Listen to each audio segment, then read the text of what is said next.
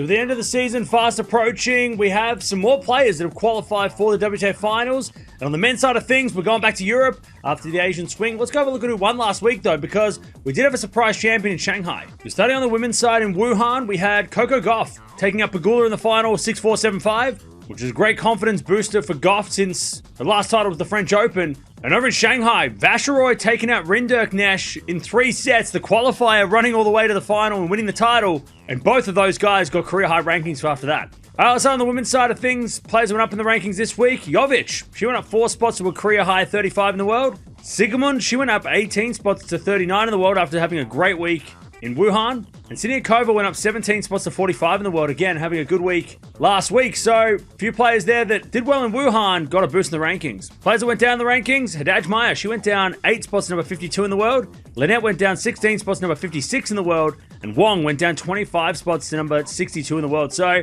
a few players there that played really well here last time, 12 months ago, and unfortunately lost all their points, so dropped down the rankings. Over on the men's side of things, this is where things get really interesting. Of course, Medvedev made the semifinals, had a really good run. He goes up 4 spots to number 14 in the world. Rinderknech goes up 26 spots to number 28 in the world, a career high for him after making the final. And Vacherot, he went up 164 spots to 40 in the world, a career high for him as well. So, what turned out to be a really random tournament in Shanghai, you have a couple of players, career high rankings and massive boosts. Players that went down to the rankings though, Mahat, he went down 7 spots to number 30 in the world after losing points from this time last year.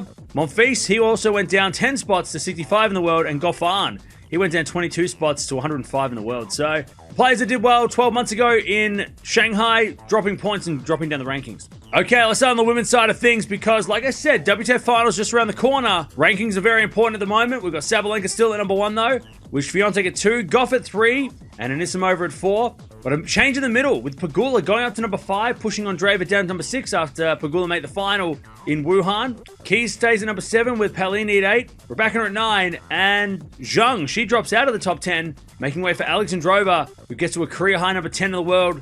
First time in her career she's in the top 10, so she's been playing really well this year and deserves it for sure. So, not too many changes yet, but of course, we've got a couple of tournaments over the next couple of weeks that are worth 500 points each, and of course the WTA Finals. Expect some changes. Over to the race of the finals now, and after a great week in Wuhan, Pegula has officially qualified for the WTA Finals, which leaves only 2 spots up for grabs, and we'll talk about it at the end of this, but going through it, we got Sabalenka at 1, Swiatek at 2, Gauff goes up to number 3, pushing Anisimova down to number 4, but both have qualified, so it doesn't really matter at this stage if they're 3 or 4. Pegula, who has just qualified, she's at number 5, with Keys at number 6, who of course is qualified based on winning a Grand Slam this year. On Draper, she stays at number 7. Paolini goes up to number 8, pushing Rebecca down to number 9, which is very important. And Alexandrova is in number 10 for now. But as you can see there with the points, even though Andreeva is next in line to qualify, she needs to win a couple more matches over the next few weeks because both Paolini and Rebecca are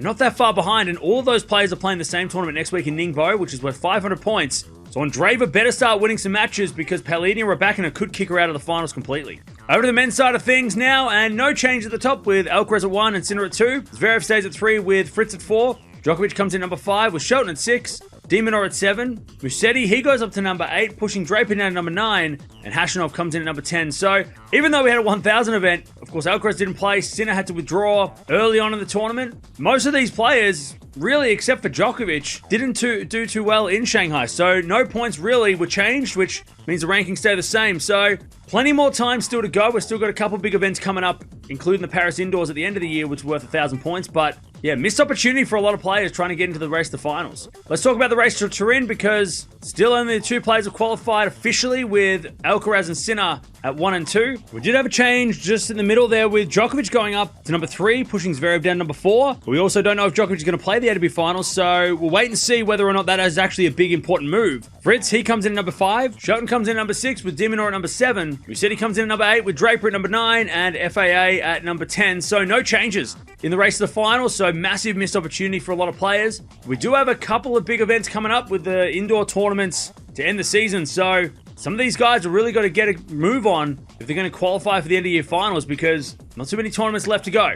So there it is. They are the rankings for this week. We're starting to see the WTA Finals shape up, and it's getting very, very fun. The last couple of spots up for grabs. Next week, most of those players are playing, so it's going to be really fun to watch those players play. But also, on the men's side of things, Shanghai even though it was a random tournament, really missed opportunity for guys like Zverev and Fritz, even Shelton and Demonor and Musetti to try and really solidify their spot, because all those guys, some of them are better off than others, but there's not that many points left up for grabs. We've got 1,000 points in Paris in a couple of weeks, but if somebody doesn't do well there, they might miss out completely on playing the ATP Finals. So very important that they do well, but let me know in the comments below. What's been the best part of the week so far? Was it maybe somebody like a Paolini beating Swiatek, or maybe it was Pegula beating Sabalenka, or Gauff winning the title in Wuhan, or did you just love watching Vacherot go through the qualies, go through the tournament, and win his biggest trophy ever against his cousin in the final, which was kind of crazy as well. But there it is. They're the rankings for this week, and things are getting really important for the end of year finals.